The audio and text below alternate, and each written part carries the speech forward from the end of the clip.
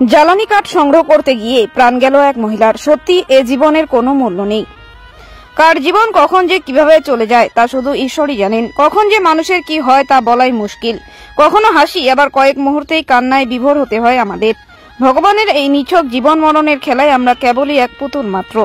আর হয়তো এ কারণেই এক গ্রাম্য গৃহবধূর এমন মর্মান্তিকভাবে প্রাণ হারাতে হলো। বিশেষত অত্যাধিক গ্যাসের দাম বৃদ্ধির কারণে বাধ্য হয়েই আজকাল গ্রামাঞ্চলের মহিলারা ফের উনুনের উপরেই নির্ভরশীল হয়ে, আর সেই কারণেই উনুন ধরাতে গাছের শুকনো ডাল হোক কিংবা নানান কিছু সংগ্রহ করতেই হয়। আর এই কাজ করতে বেশিরভাগ সময়ই দেখা যায় গ্রামের মহিলাদের। এরকমই এক ঘটনা ঘটে গত বুধবার।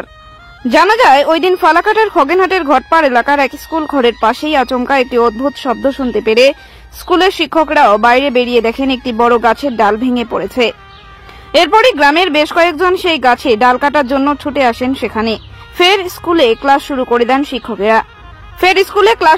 দেন শিক্ষকেরা। কয়েক মুহূর্তের মধ্যে ফের আচমকা আরো একটি শব্দ হয়। কিছুক্ষণের মধ্যেই স্কুলের রান্নার দায়িত্বে থাকা এক মহিলা এসে শিক্ষককে বলেন গাছের ডাল ভেঙে পড়ে আহত হয়েছেন এক মহিলা। তড়িঘড়ি ছুটে গিয়ে দেখেন সেই মহিলার মাথায় আঘাত লাগে এবং করণবালা রায় নামে ওই মহিলা অজ্ঞান হয়ে পড়েন। তড়িঘড়ি স্থানীয়রা উদ্ধার করে ধূপগুড়ি গ্রামীণ হাসপাতালে নিয়ে আসলে সেখান থেকে জলপাইগুড়িতে রেফার করা হয়। স্থানীয় সূত্রে জানা যায় জেলা হাসপাতালে ভর্তির কিছুক্ষণের মধ্যেই সেই মহিলার মৃত্যু হয় বলেই জানতে পারেন তারা।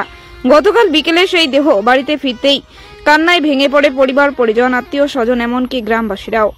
সামান্য উনুন জ্বালাতে খড়ি কাটতে গিয়ে যে এমন ঘটনা ঘটবে তা হয়তো ঠাউর করতে পারেনি এর আগে কেউই। আচ্ছা, এখানে মানে কালকে ঘটনাটা ঘটলো, কিভাবে ঘটলো? ঘটনাটা হচ্ছে প্রতিদিনের মতো আমরা স্কুলে ক্লাস নিচ্ছিলাম, হঠাৎ করে একটা বাইরে আওয়াজ শুনতে পাওয়া যায় যেটা গাছের ডাল ভাঙার মতো। আমি বাইরে গিয়ে দেখি যে আমাদের বিদ্যালয়ের পিছনে যে গাছ বাগান আছে সেখান থেকে একটা গাছের ডাল ভেঙে পড়ছে। সেই গাছের ডালটা নিয়ে নেওয়ার জন্য প্রতিবেশী যারা ছিল তাদের মধ্যে দুজন মহিলা একজন পুরুষ ওরা ডালটা নেবে বলে ওরা কাটার জন্য দা করাত নিয়ে উপস্থিত হয় এবং সেটা কাটতে থাকে। আর আমরা আবারও ক্লাসে ফিরে যাই এবং ক্লাস নিতে থাকি। তারপরে দেখছি আরো একটা হঠাৎ করে একটা আওয়াজ হলো। তা আমরা ভাবলাম যে আরো একটা গাছের ডাল পড়লো। এই কথা বলার সঙ্গে সঙ্গে কিছুক্ষণ 1 মিনিটের মধ্যে একজন আমাদের রাঁধুনি বিদ্যালয়ে রান্না করতেছিল, সে এসে বলে যে একজনের মাথায় গাছের ডাল ভেঙে পড়ছে, সে এখন অজ্ঞান। তাড়াতাড়ি করে তাকে উদ্ধার করে আমরা বাইরে বেরিয়ে এনে দেখি তার মাথায় এবং চোয়ালে প্রচণ্ড রকমভাবে ব্লিডিং হচ্ছে এবং সে অজ্ঞান, সে শ্বাস নিতে পারছে না। আমরা তাড়াতাড়ি করে গাড়িকে ফোন করে তাকে চিকিৎসার ব্যবস্থা করার জন্য ধূপগুড়ি গ্রামীণ হাসপাতালে পাঠিয়ে দিই।